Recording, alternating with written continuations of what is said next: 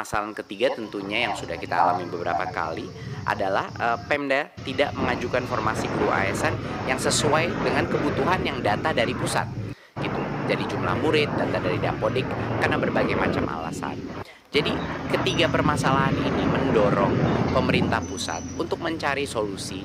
Dan alhamdulillah setelah kira-kira 6 bulan diskusi bolak-balik di antara 4 kementerian, Kemendikbudristek, Kemenq, Kemdagri, dan Kemenpan-RB, kami akhirnya sudah merucut kepada suatu solusi. Harapannya ini menjadi solusi permanen yang akan diimplementasi di tahun 2024. Ada 3 pilar daripada solusi permanen ini.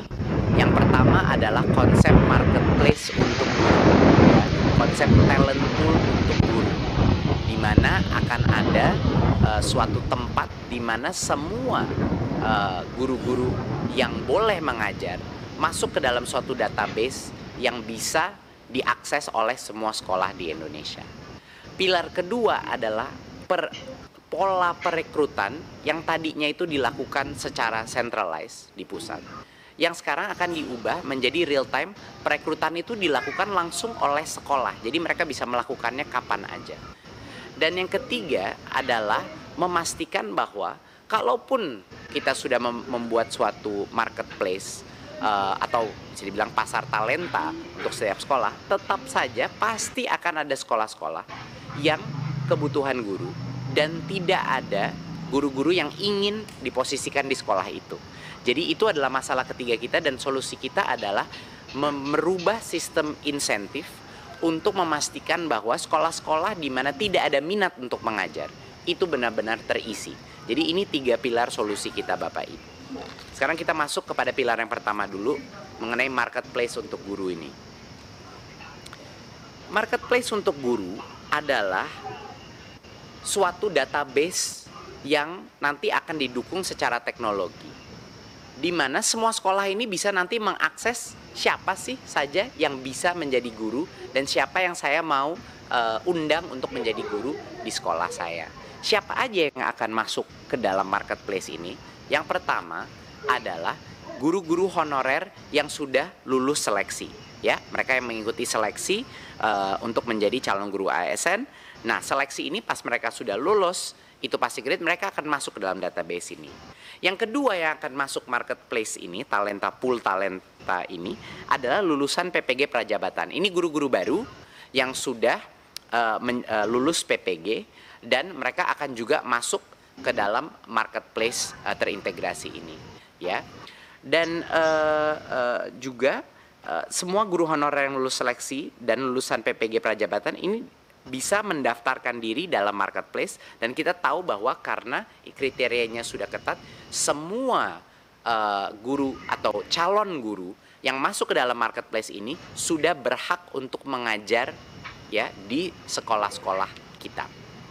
Nah, jadi calon guru ini lebih fleksibel untuk mendaftar dan memilih lokasi mengajar tanpa harus menunggu lagi proses perekrutan secara terpusat, ya. Jadi ini real time, benar-benar kita mengikuti kebutuhan masing-masing sekolah di daerah. Berikut, sekarang kita bahas proses perekrutannya sendiri yang akan berubah. Yang pertama, langkah pertama adalah anggaran gaji dan tunjangan guru ASN yang sekarang itu ada di Pemda, ini dialihkan langsung ke sekolah. Jadi sama persis seperti anggaran dana BOS, kami akan mentransfer anggaran ini kepada sekolah langsung, rekening sekolah, dan itu hanya boleh digunakan untuk perekrutan guru yang ada di dalam talent pool tadi, yang ada di marketplace guru tadi. Jadi memang dikunci penggunaan dana itu hanya untuk yang memang benar-benar boleh menjadi guru. Dan yang kedua adalah sekolah sekarang bisa merekrut guru ASN kapan saja, tidak perlu menunggu siklus perekrutan. Kapan saja mereka bisa merekrut, menawarkan posisi mereka, asal itu mengikuti formasi yang saat ini ditentukan oleh, yang kedepannya tahun 2024 akan ditentukan oleh pemerintah pusat berdasarkan semua data dari Dapodik dan data source lainnya, ya. Tapi ini bersifat dinamis, setiap tahun tergantung, kalau jumlah siswa berubah, formasi akan berubah. Jadi ini perubahan yang cukup besar, seperti yang kami sudah bilang dalam beberapa raker sebelumnya. Kalau memang kita menyadari bahwa formasi dari daerah tidak akan mencukupi penutupi kebutuhan guru kita, formasi itu pun sekarang rencananya akan ditentukan oleh pusat berdasarkan data Dapodik, ya, dan data-data lain, ya. Step ketiga adalah langsung setelah semua talenta pool itu sudah jadi dan sekolah bisa mengakses, anggaran sudah ditransfer ke sekolah, perekrutan itu dilakukan melalui platform teknologi ini. Jadi setiap sekolah, setiap kepala sekolah bisa memastikan untuk merekrut guru yang berkompetensi. Dan ini dikunci, sekali lagi, ini yang penting. Kita kan mau mengatasi masalah honorer ini secara permanen, Bapak Ibu. Artinya dana yang ditransfer ke sekolah itu hanya boleh diberikan kepada calon-calon guru yang ada di dalam database tersebut. Di luar itu tidak boleh dilakukan transfer. Ya, di luar itu akan ada pelanggaran, sehingga dengan adanya sistem marketplace seperti ini tidak ada lagi opsi untuk menggunakan anggaran untuk bisa merekrut guru honorer lagi karena sudah ada marketplace terbuka. Ya, jadi kita tidak menciptakan masalah di masa depan, Bapak Ibu. Nah, dan kalau seorang calon guru tadi, misalnya guru yang lolos passing grade, ya, sudah direkrut oleh sekolah, confirm, maka otomatis dia akan diangkat sebagai ASN, otomatis menjadi P3K. Ya, jadi ini mekanisme yang sangat efisien gitu pada saat ada posisi terbuka. Karena kan saat ini Bapak Ibu permasalahannya adalah banyak guru mengekspektasi kalau lolos passing grade artinya dia menjadi P3K. Itu kan tidak benar sebenarnya. Ini masalah komunikasi juga, bahwa sebenarnya lolos passing grade artinya dia punya kesempatan menjadi P3K kalau ada formasi yang akan menerima mereka gitu. Nah, ini adalah hal yang sekarang secara otomatis kalau sekolah itu akhirnya setuju, oke, ini saya mau calon guru ini dan calon gurunya menerima, ya, langsung secara otomatis status ASN-nya menjadi valid, dia menjadi P3K di sekolah tersebut. Dan pembayaran guru ASN menggunakan sistem pembelajaran sekolah. Seperti yang kita bilang tadi, dikunci hanya guru pada roster sekolah yang dibayar dengan sistem, tidak ada lagi guru honorer yang dibayar seadanya.